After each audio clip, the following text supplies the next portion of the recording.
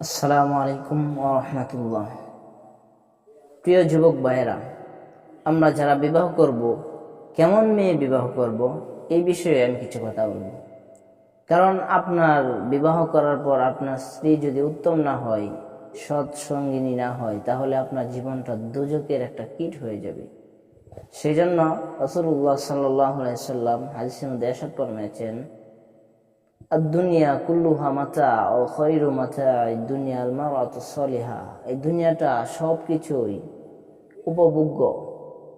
এই সব কিছুর উপভোগ্যর মধ্যে সবচেয়ে উত্তম উপভোগ হচ্ছে আল মারাতু সলিহা, অর্থাৎ একটা নেককার মহিলা।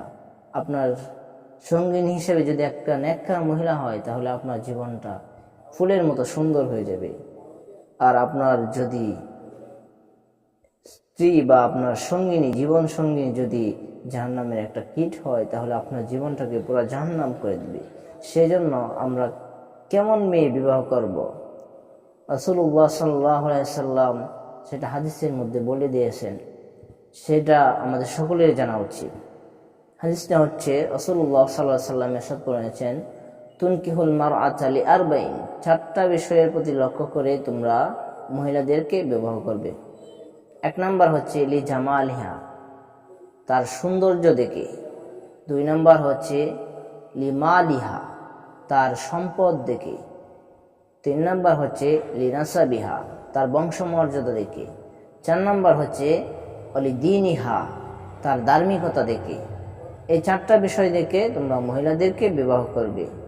রাসূলুল্লাহ সাল্লাল্লাহু আলাইহি সাল্লাম হাদিসের শেষে বলেছেন, ফাজফার বিজাতি দ্বীন তারিবাত ইয়াদাক। তুমি যদি 3টা বিষয় না পাও, অর্থাৎ তার সৌন্দর্য, তার মাল, তার বংশমর্যাদা, 3টা পাইলা না, কিন্তু তবে তুমি ধার্মিকতাটাকে প্রাধান্য দাও, আর না হয় তুমি ধ্বংস হয়ে যাবে। সেজন্য আমরা এই 4টা বিষয়ের প্রতি লক্ষ্য রাখবো। 1 নাম্বার তার সৌন্দর্য, 2 নাম্বার তার সম্পদ, 3 নাম্বার তার বংশমর্যাদা, 4 নাম্বার তার ধার্মিকতা। 3টা যদি না পাই, তাহলে ধার্মিকতাটাকে প্রাধান্য দেব। অন্য হাদিসে রাসূলুল্লাহ সাল্লাল্লাহু আলাইহি সাল্লাম আরো ইরশাদ করেন, তাযাওয়াজু ওয়াদুদাল ওয়ালুদা ফাইন্নী মুকাসিরুম বিকুমুল উমাম। তোমরা এমন মহিলাকে বিবাহ করো যে মহিলা অধিক সন্তান জন্ম দিতে পারে।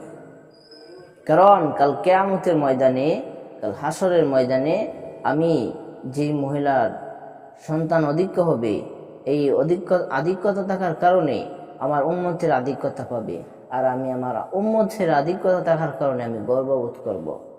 অতএব তোমরা এমন মহিলাদেরকে বিবাহ করবে।